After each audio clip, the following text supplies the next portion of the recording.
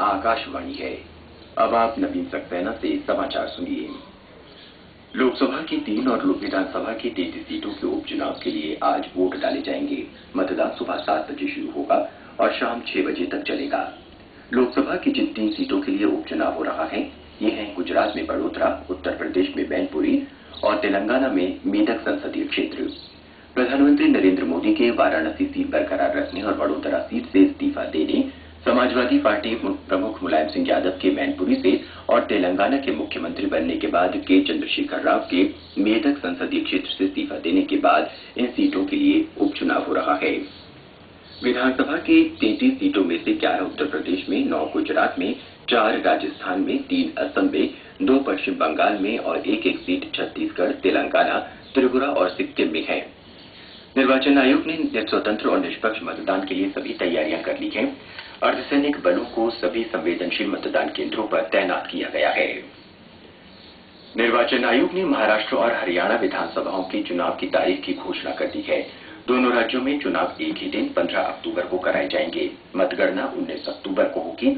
मुख्य निर्वाचन आयुक्त वीएस संपत ने कल शाम बताया कि नामांकन प्रक्रिया 20 सितंबर से 27 सितंबर तक होगी। हरियाणा में 90 विधानसभा सीटों और महाराष्ट्र में 288 सीटों के लिए चुनाव होगा। चुनाव आचार संहिता तत्काल प्रभाव से लागू हो गई है। जम्मू कश्मीर के बाढ़ प्रभावित क्षेत्रों से अब तक 1,25,000 से अधिक लोगों को बचाया गया है। बाढ़ प्रभावितों को बचाने के लिए सुरक्षा बलों द्वारा पिछले 11 दिनों से अभियान चलाए जा रहे हैं। इस अभियान में भारतीय वायुसेना और सैन्य विमानन कोर के 89 परिवहन विमानों और हेलीकॉप्टरों को लगाया गया है। सुरक्षाकर्मी बाढ़ प्रभावित क्षेत्रों में बड़े पैमाने पर पानी की बोतलें और भोजन के पैकेट बांट रहे हैं। रक्षा प्रवक्ता के अनुसार कंबलों, पानी की बोतलों तथा भोजन के पैकेटों सहित और राहत सामग्री हैदराबाद, अहमदाबाद, दिल्ली, पटना, अमृतसर और चंडीगढ़ से विमानों द्वारा पहुंचाई जा रही है। इस बीच जम्मू कश्मीर के मुख्यमंत्री उमर अब्दुल्ला ने राज्य में राहत के लिए 200 करोड़ रुपए की घोषणा की है। उन्होंने इस आपदा में मारे गए लोगों के परिजनों को 3.5 लाख रुपए देने की घोषणा भी की है। इधर प्रधानमंत्री नरेंद्र मोदी ने जम्मू कश्मीर के बाढ़ प्रभावितों की सहायता के लिए देशवासियों से प्रधानमंत्री राष्ट्रीय राहत कोष में दान देने की अपील की है। उच्चतम न्यायालय ने जम्मू कश्मीर में बचाव, राहत और पुनर्वास कार्य तेजी से चलाने के लिए उठाए गए कदमों की जानकारी मांगी है। सर्वोच्च न्यायालय ने केंद्र सरकार को ये जानकारी सोमवार को देने को कहा है। उच्चतम न्यायालय ने कहा है कि विकलांगजन को सभी श्रेणियों की सरकारी नौकरी में 3% आरक्षण दिया जाना चाहिए। इनमें भारतीय प्रशासनिक सेवा IAS में नियुक्ति और पदोन्नति शामिल है। न्यायालय ने इससे संबंधित कानून का विरोध करने के लिए केंद्र की आलोचना की। उन्होंने कहा कि इससे कानून बनाने का उद्देश्य समाप्त हो जाता है। न्यायालय ने बंबई उच्च न्यायालय के फैसले को चुनौती देने वाली केंद्र की याचिका को खारिज कर दिया।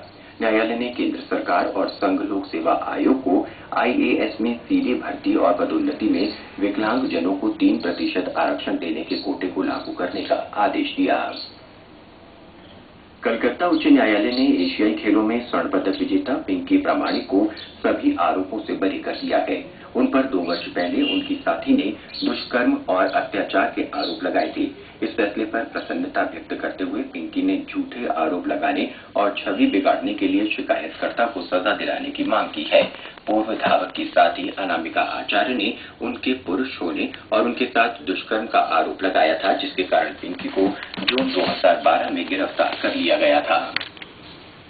नियंत्रक और महालेखा परीक्षक शशिकांत शर्मा ने क्रोनी कैपिटलिज्म यानी दोस्तों रिश्तेदारों की साठगांठ से चल रहे पूंजीवाद से प्रभावी ढंग से निपटने पर बल देते हुए कहा कि इससे प्रतिस्पर्धा और पारदर्शिता पर बुरा असर पड़ता है। कर्नाटक में अंकोला में एक समारोह में उन्होंने सरकारी नीति के दुरुपयोग को रोकने की जरूरत पर बल दिया। भारतीय रिजर्व बैंक के गवर्नर रघुराम राजन ने भी भाई भतीजावाद से पनप रहे पूंजीवाद के बारे में कहा कि इससे पारदर्शिता और प्रतियोगिता खत्म होती है।